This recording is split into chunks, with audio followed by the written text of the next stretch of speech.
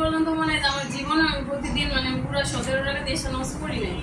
কারণ আলহামদুলিল্লাহ এক সপ্তাহ যাবত আমি 17 টাকা দেশে নামাজ সহ 5 ওয়াক্ত নামাজের নফল ফরজ সহিলে করতেছি।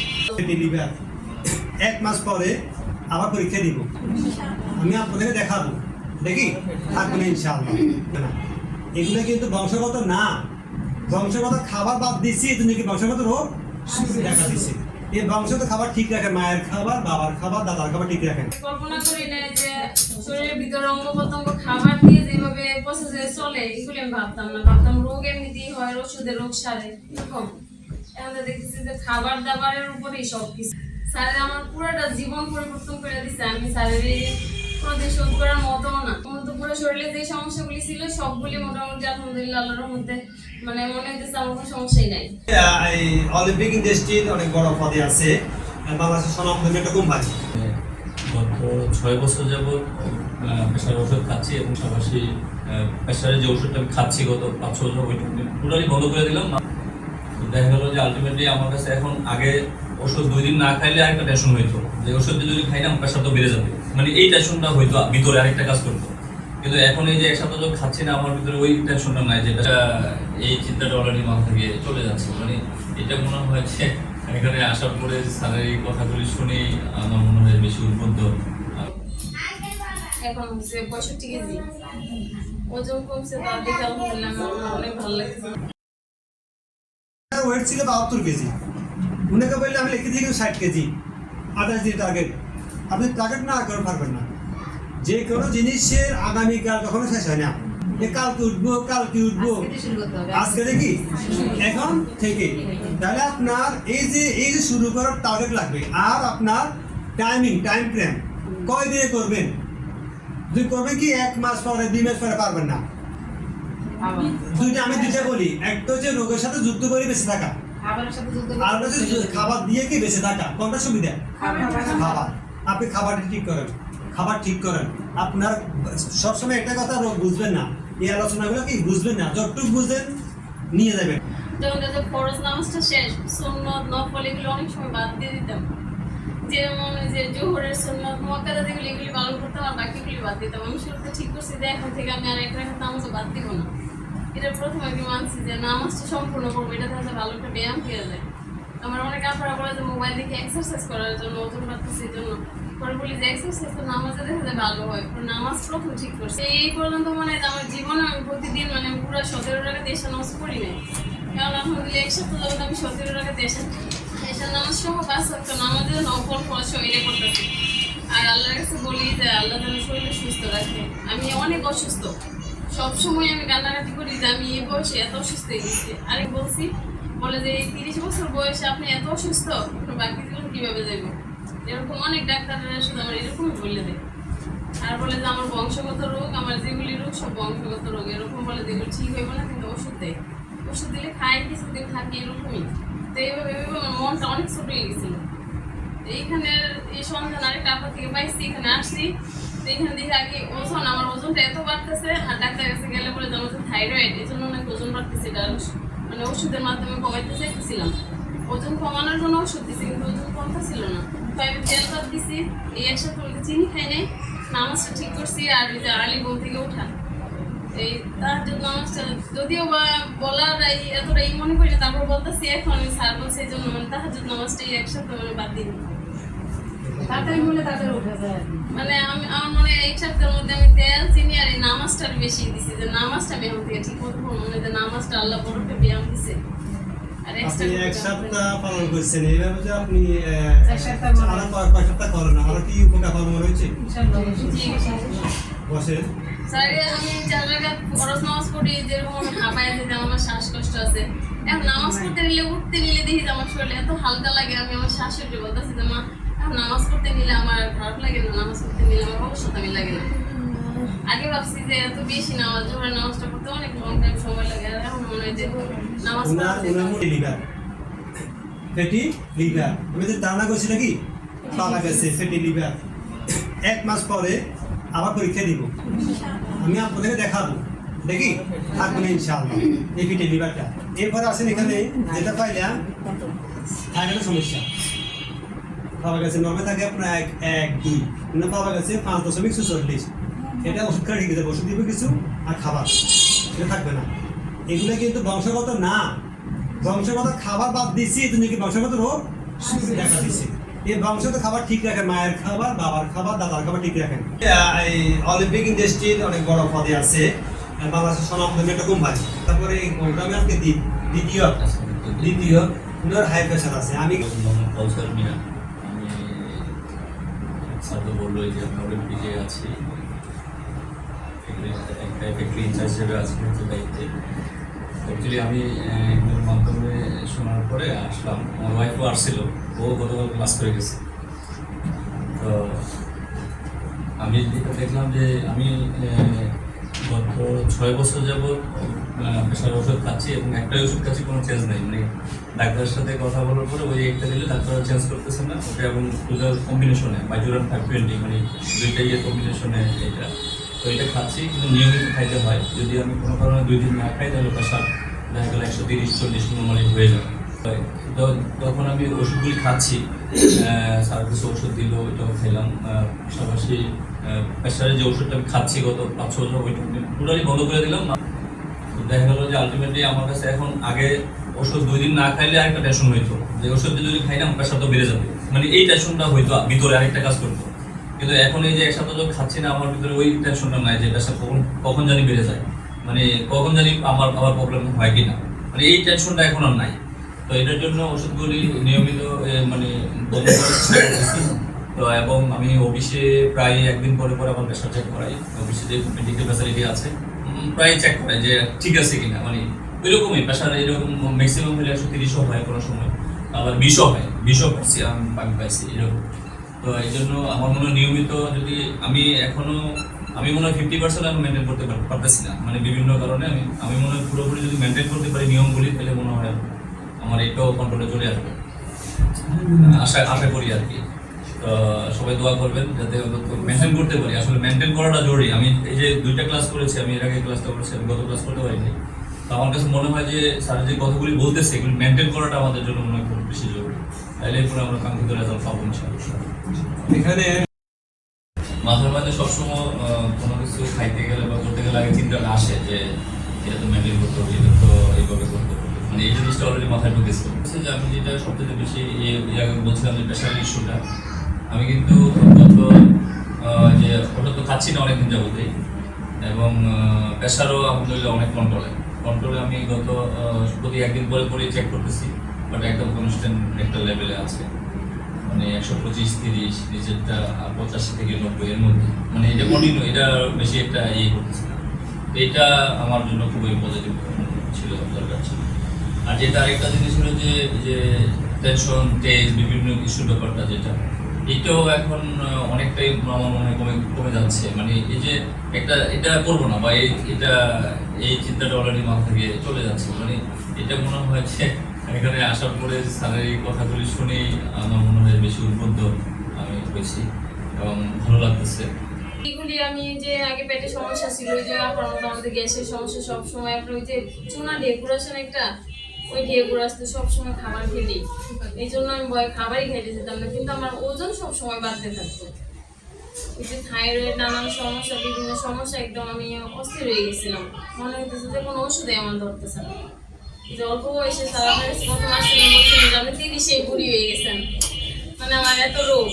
এখন মনে হচ্ছে আলহামদুলিল্লাহ পেটের সমস্যা ভালো, এই যে 1 মাস আজকে 28 দিন হয়ে গেছে প্রায়, আমার 28 দিনের মধ্যে যে ওজন এখন হচ্ছে 65 কেজি, ওজন কমছে, তার দেখে আলহামদুলিল্লাহ আমার অনেক ভালো লাগছে যে ওজনটা কমছে। আর খাবার দাবার বলতে আমি তো খাবার কন্ট্রোল করতেছি, অনেক খাবার কন্ট্রোল করতেছি বলতে ভাতটা আমি বন্ধ করছি শুধু ওজনের জন্য, যখন ওজন কন্ট্রোলে আসবে তারপরে আমি ভাত খাবো, এটাই ঠিক করছি। আর এমনি তো অন্য সব খাবার খাই, ফল টল একটু বেশি বেশি খাচ্ছি, আর ব্লেন্ডার করে সবজি খাচ্ছি। কিছু বাড়ছে না কমছে?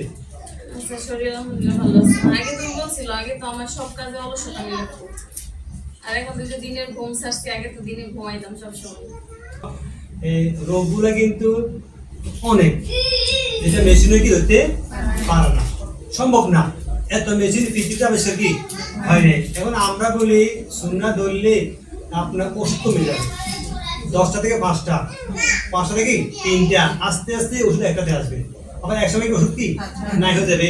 ওষুধ খাবো, মাঝে মাঝে খাবো। তার আগে আমি নিজে ডাক্তারি করা, যে আমার কি রোগ, ওষুধটা কেন খাবো, কেন খাচ্ছি, এটা বুঝে বুঝে খাই, আবার বন্ধ করি, দেখি ওষুধ ছাড়া পাইতে পারি কিনা, আবার ধরি, আবার বন্ধ করি, করতে করতে করতে তখন আপনি একটা ভাব হয়ে যাবেন। তখন আস্তে আস্তে 6 মাস, 2 মাস, 3 মাসের মাথায় কি ওষুধ মুক্ত, ওষুধ কি মুক্ত। উনি এখন গ্যাস্ট্রিক মুক্ত, গ্যাস্ট্রিক মুক্ত। উনার মূলত ফ্যাটি লিভার। আমার কাছে মনে হচ্ছে যে একটু আগে ছিল 7 কেজি, 74 ছিল, 74, এখন 65। ক কেজি কমছে? 9 কেজি নেয়। একে দেখেন, এই যে 9 কেজি কমছে, এটা কি আপনার এই আমরা কোন মাংস কেটে বের করছি? হ্যাঁ, চোখ ছোট হয়ে গেছে, দাঁত কি এটা কমে গেছে, মাথা ছোট হয়েছে, কি কি বেড়েছে? চর্বি আর চর্বি, কোলেস্ট্রল, চর্বি, বিভিন্ন বর্জ্য পদার্থ। মনে হয় উনি এখন আপনার লিভারে ফ্যাট আছে। আপনি এখন পরীক্ষা করো, যেহেতু 9 কেজি কমে গেছে, ফ্যাটে কি নাই, লিভারে কি নাই, ফ্যাট নাই। যখন লিভারে ফ্যাট নাই, বডি কি হালকা না? বডি হালকা হইলে ঘুম ভালো হবে কি না? ঘুম ভালো হবে। বডি হালকা হইলে আপনি অল্প ঘুম দিয়ে থাকতে পারবেন। আমরা বলি 9 ঘন্টা ঘুম না, 10 ঘন্টা কি ঘুম না, 9 ঘন্টা ঘুম, 10 ঘন্টা ঘুম। যে বিজ্ঞানী অবসর করছি, ওরা তো এত ঘন্টা ঘুমায় না, এটা মিথ্যা কথা। ওরা তখন কি ঘুমায় না, ওরা বলছে কখনটা ঘুমাও, 10 ঘন্টা 12 ঘন্টা ঘুমাও। কিন্তু ওরা ঘুমাইলে ওরা যাচ্ছে মঙ্গল গ্রহে, নাসা স্যাটেলাইট যাচ্ছে, হিমালয় পর্বতে উঠতেছে, হিমালয় পর্বতে উঠতে ঘুম যাওয়া যায়। এই মঙ্গল গ্রহে গেলে 2 সপ্তাহ ঘুমানো যায়। কিন্তু ওরা বলতে কখনটা ঘুমাইতে 10 ঘন্টা। ইসলাম এটা বলে না।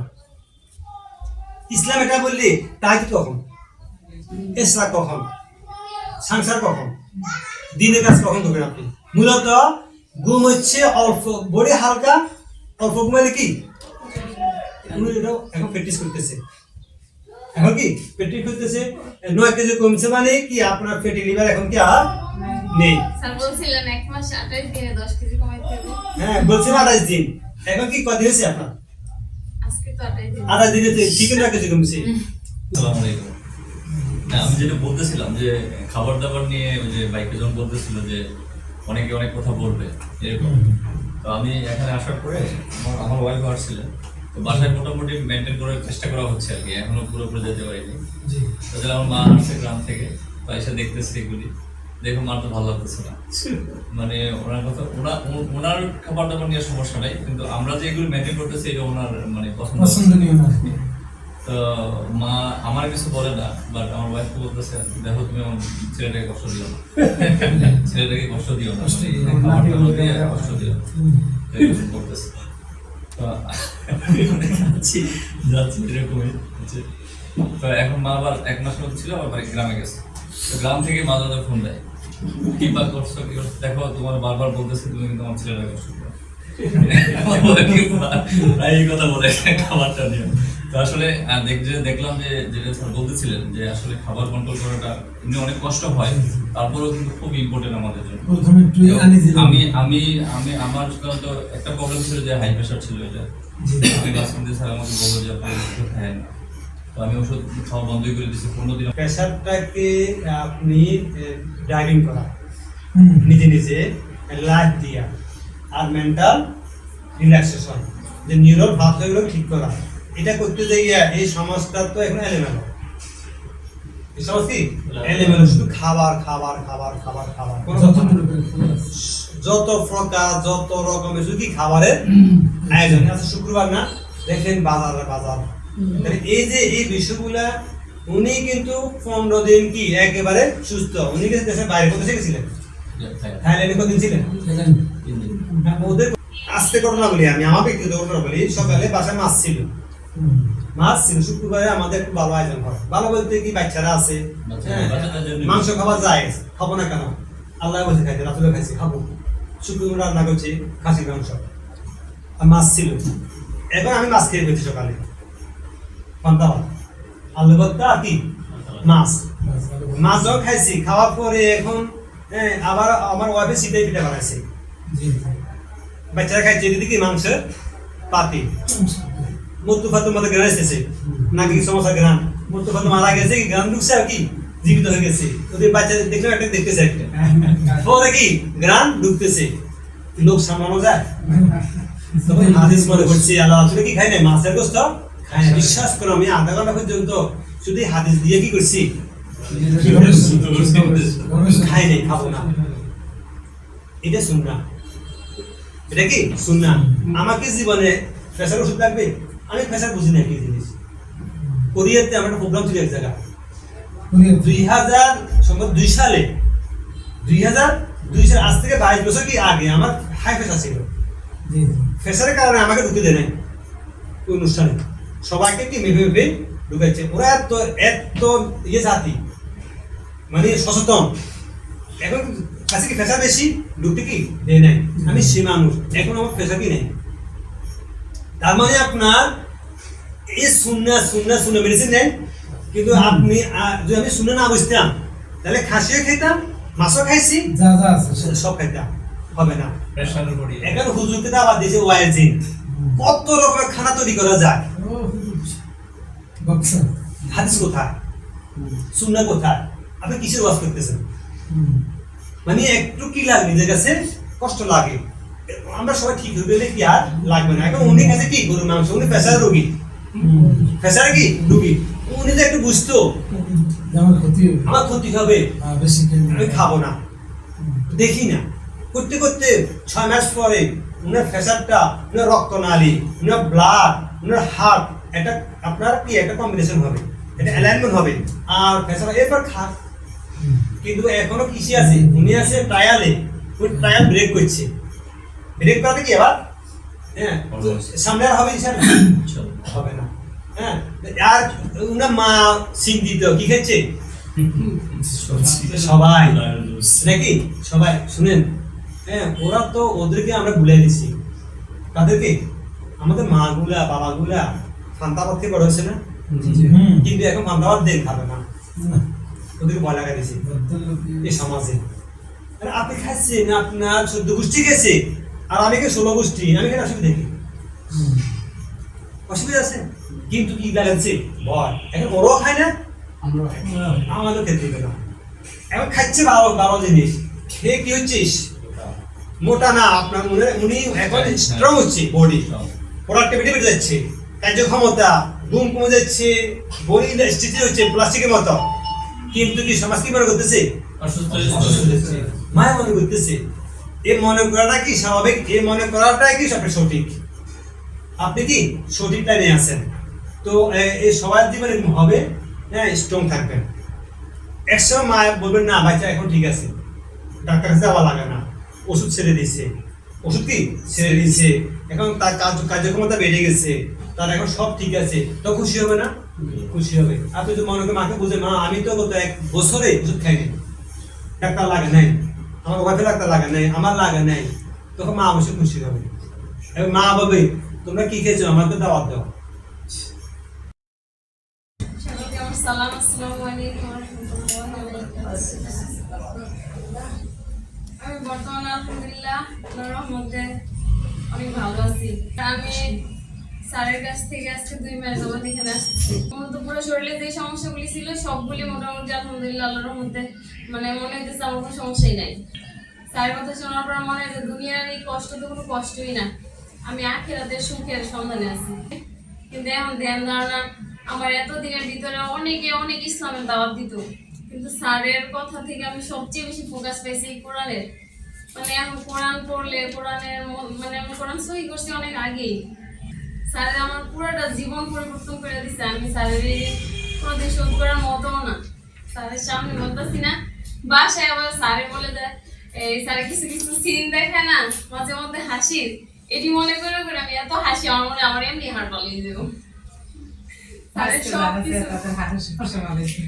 স্যারের শুধু আমার ডাক্তার না স্যার আমার অভিভাবক মানে স্যারের যে আমি কোন পর্যায়ে মনে করি ওই হিসেবে স্যারের সব কথাগুলি মানি ওই হিসেবে মনে হচ্ছে আল্লাহর কাজগুলি আমার করতে খুব সহজ হয় নামাজ রোজা কোরআন পড়া আর স্যারের ওষুধগুলিও খাই ওষুধও চলতেছে স্যার কিছু ওষুধও দিচ্ছে এগুলিও খাচ্ছি আর খাবার দাবার সবচেয়ে বেশি মেইনলি যে খাবার দাবার যেরকম